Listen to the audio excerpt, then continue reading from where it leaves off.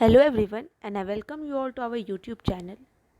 तो हम लोग आज इस वीडियो में हम लोग डिस्कस करेंगे, मतलब कि हम लोग जानने का कोशिश करते हैं कि बीपीएससी मेंस के लिए कौन कौन से टॉपिक बहुत इंपॉर्टेंट होते हैं। ठीक है, ऐसा देखा जा रहा है कि जो 67 बीपीएससी का प्रीलिम्स है, मे बी वो इस मंथ ना कंडक्ट हो, सो वी कैन नॉट मतलब हम लोग अपना जो मेहनत है उसको हम लोग पीछे नहीं कर सकते और हम लोग को मेहनत करना चाहिए। मतलब मेन फोकस तो मेंस होता है, मेंस ही डिटरमाइन करता है कि हमारा रैंक क्या है और हम लोग क्या करेंगे एग्ज़ाम में। ठीक है, तो इसके लिए जो हिस्ट्री वाला पार्ट होता है जीएस पेपर 1 का, ये बहुत ज़्यादा सर्टन होता है। मतलब हमें पता रहता है कि कौन कौन से टॉपिक आने वाले हैं।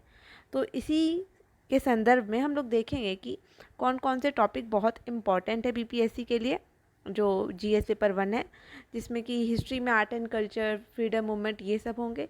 आपको क्या करना है कि आपको you need to prepare the notes.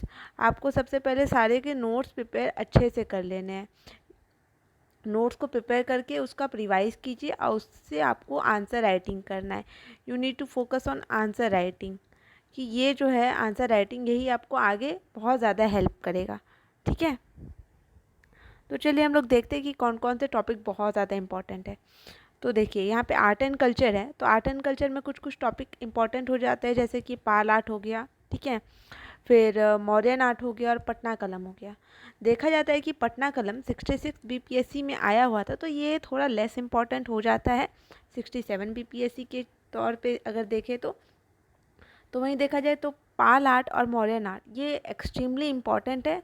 इस बार हम लोग 67 मेंस में ये दोनों से एक एक क्वेश्चन एक्सपेक्ट कर सकते हैं, मतलब इन दोनों में से किसी में से क्वेश्चन आ जाए। और इन एक्स्ट्रा अगर आपको पढ़ना हो तो आप मधुबनी आर्ट को पढ़ सकते हैं।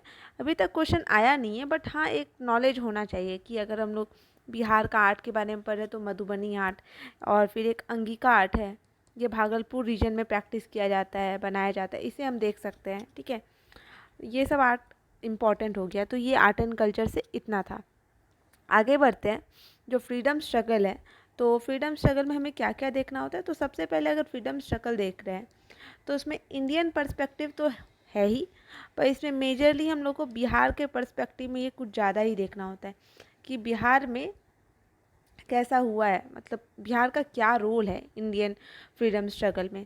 तो हम लोग को ये देखना है कि रोल ऑफ बिहार कैसा था किस चीज़ में, फ्रीडम स्ट्रगल में। तो यहाँ क्विट इंडिया मूवमेंट भी है, तो देख लीजिए कि यहाँ पे क्या क्या पढ़ना है हमें। तो चंपारण बहुत ज़्यादा इम्पोर्टेंट हो जाता है, क्योंकि चंपारण जो था ये यहीं से महात्मा गांधी का एक तरह से जो नेशन में एंट्री है वो स्टार्ट होता है। तो लास्ट ईयर जो 66 बीपीएससी था, इसमें ये क्वेश्चन आया हुआ था कि Champaran is considered as a watershed. ठीक है, ऐसा क्यों, आपको पूरा डिटेल बताना था। तो ये वाला मे बी इस बार नहीं आएगा, मतलब ऑब्वियसली इस बार नहीं आएगा। So more focus has to be put on NCM, that is non cooperation movement, कि इसमें बिहार का क्या क्या रोल था, इसमें खिलाफत मूवमेंट था। ठीक है, तो फिर ये बिहार से कौन कौन रिवॉल्यूशनरी पार्टिसिपेट किए, फिर कैसे बॉयकॉट किया गया। फिर सीडीएम इम्पॉर्टेंट हो जाता है, जिसमें कि नाकस पिंड में जो हुआ था अंबिका कांत सिन्हा के द्वारा, जो नमक को मतलब सॉल्ट लॉ को अबॉलिश किया गया था। तो सीडीएम में भी अच्छा खासा हम लोग को नॉलेज होना चाहिए कि झारखंड के कि बिहार के पर्सपेक्टिव में क्या हुआ है, और कि जो इंडियन पर्सपेक्टिव है उसके अनुसार क्या हुआ। फिर नेक्स्ट टॉपिक देखें तो क्विट इंडिया मूवमेंट भी बहुत इंपॉर्टेंट हो जाता है। यहाँ पे QIM लिखा हुआ है, ये क्विट इंडिया मूवमेंट है। फिर 1857 का रिवॉल्ट एक्सट्रीमली इम्पॉर्टेंट है, और इसमें आ जाता है खास करके रोल ऑफ कुंवर सिंह। कुंवर सिंह का रोल बहुत ज़्यादा इंपॉर्टेंट हो जाता है। You need to focus on this.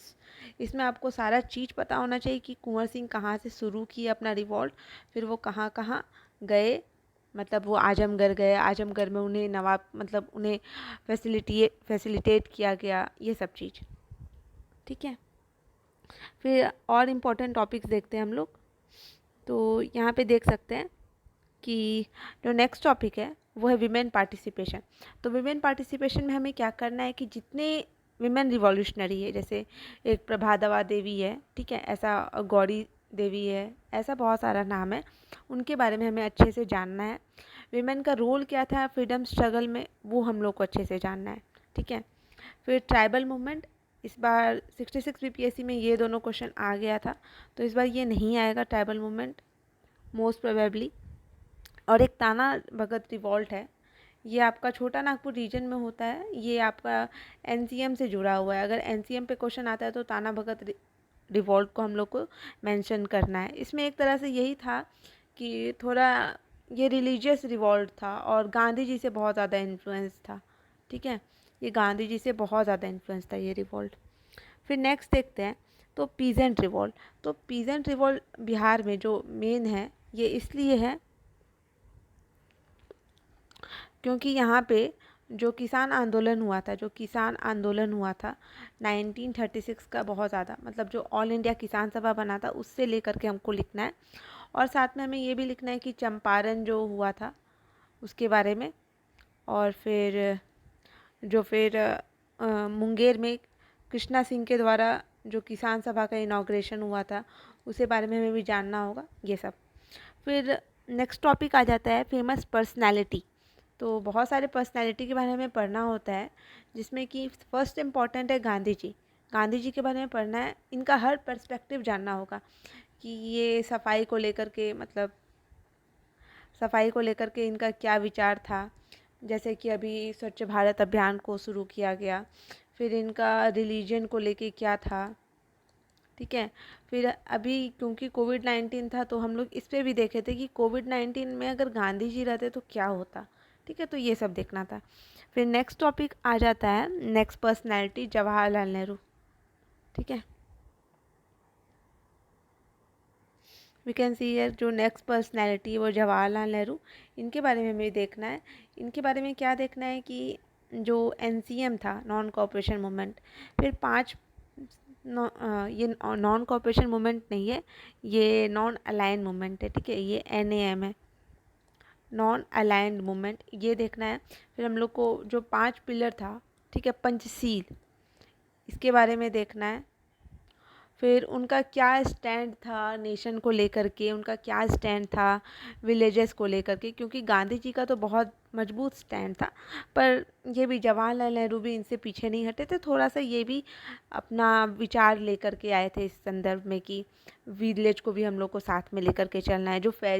जो 1938-37 में एक सेशन होता है फैजपुर में, वो भी पहला सेशन था जो गांव में हुआ था, जिसको प्रिसाइड किए थे जवाहरलाल नेहरू। ये भी देख सकते हैं। रविन्द्रनाथ टैगोर के लिए इम्पॉर्टेंट सोर्स जो है ये RS TV, जो कि अब संसद TV हो गया है। आप वहाँ पर देख सकते हैं, लगभग 52 मिनट्स का वीडियो है, आप उसे देखिए। 2 वीडियो है शायद, जिससे कि आपको बहुत क्लियरिटी हो जाएगा कि रविन्द्रनाथ टैगोर का जीवन कैसा था, वो कैसे पले बड़े, वो इंग्लैंड कैसे गए, फिर उनका एजुकेशन कैसे हुआ, वो बहुत इम्पोर्टेंट ऑथर्स, इंग्लिश ऑथर्स से मिले थे। ठीक है, फिर वो विश्व भारती यूनिवर्सिटी बनाते हैं। फिर वो उनका आपका फ्रीडम मूवमेंट में भी बहुत ज़्यादा कंट्रीब्यूशन था। इनफैक्ट वी कैन से कि महात्मा गांधी से बहुत ज़्यादा दोस्ती था। फिर महात्मा गांधी थे जो बहुत ज़्यादा पैसा कंट्रीब्यूट, मतलब कलेक्ट करके उनके यूनिवर्सिटी में दिए, ताकि वो यूनिवर्सिटी मतलब चलता रहे अच्छे से। ठीक है, ये सब रविन्द्रनाथ टैगोर के बारे में देखना है। फिर जयप्रकाश नारायण भी उतना ही इम्पोर्टेंट हो जाते हैं। जयप्रकाश नारायण इस कंटेक्स्ट में इम्पोर्टेंट होते हैं क्योंकि जयप्रकाश नारायण ओरिजिनली ही was from Bihar, Saran district, और इनका बहुत ज़्यादा इंपॉर्टेंट रोल रहता है टोटल रिवॉल्यूशन। ठीक है, टोटल रिवॉल्यूशन में क्विट इंडिया मूवमेंट में इनका बहुत ज़्यादा इंपॉर्टेंट रोल रहता है। ठीक है, इमरजेंसी वाला जो कंडीशन था, जो टोटल रिवॉल्यूशन से हम लोग लिंक कर सकते हैं, उसमें भी बहुत ज़्यादा इंपॉर्टेंट रोल है इनका। ठीक है, फिर नेक्स्ट टॉपिक मतलब जो है वो Kunwar Singh. Kunwar Singh is also very important. ठीक है, जो 1857 के रिवॉल्ट से हम लोग को लिंक करना है, ये टॉपिक ऑलरेडी हम आपको बता चुके थे। तो इतना अगर हम लोग कर लेंगे देन वी विल हैव, हाँ एक और टॉपिक बचता है इसमें, जो है वेस्टर्न एजुकेशन। ठीक है, एक और टॉपिक बचता है इसमें, इसे कहते हैं वेस्टर्न एजुकेशन, और उसका क्या इन्फ्लुएंस रहा बिहार में। ठीक है, इस पे हम लोग को अच्छे से कमांड करना है, मतलब इसके बारे में भी हम लोग को पढ़ना है। ये भी बहुत इंपॉर्टेंट टॉपिक है बिहार के पर्सपेक्टिव से। तो इतना ही टॉपिक था जो कि बहुत ज़्यादा इम्पॉर्टेंट था बिहार में, तो इसे हम लोग अच्छे से कर लेंगे। और हम कोशिश करेंगे कि मेरा जितना भी नोट्स है उसका हम प्रॉपर वीडियो बना करके, और जो नोट्स है वो हम टेलीग्राम पे डाल दें। आप लोग जितने लोग इंटरेस्टेड होंगे नोट्स लेने के लिए, आप मेरे टेलीग्राम ग्रुप को ज्वाइन कर सकते हैं। टेलीग्राम ग्रुप का लिंक आप डिस्क्रिप्शन बॉक्स से ले सकते हैं, और आप सर्च कर सकते हैं टेलीग्राम पे सिविल सर्विस प्लेटफॉर्म। देखिए आपको FOM सर्च करना है, ठीक है, तो आपको ये चैनल मिल जाएगा। इसमें अभी लगभग 60 से 70 सब्सक्राइबर्स है, ठीक है। आप इसे ज्वाइन करके यहाँ से PDF ले सकते हैं, और आने वाले सेशंस के जितने भी लेक्चर्स होंगे आपको उसका लिंक भी यहाँ पे मिल जाएगा, ठीक है। तो आप लोग ऐसे ही पढ़ते रहिए और फोकस कीजिए अब मेंस पे, मतलब मेंस और प्रीलिम्स दोनों पर। मेंस पे ज़्यादा टाइम दीजिए, ठीक है, क्योंकि आप अगर आंसर अभी से नहीं लिखिएगा तो आप वहाँ पे बहुत ज़्यादा परेशान हो जाइएगा।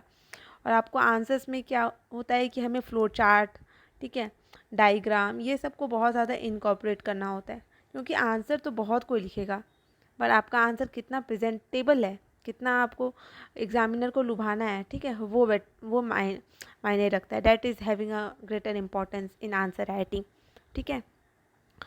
फिर तो नेक्स्ट वीडियो में हम लोग मिलते हैं, तब तक आप लोग ऐसे ही पढ़ते रहिए। Thank you so much.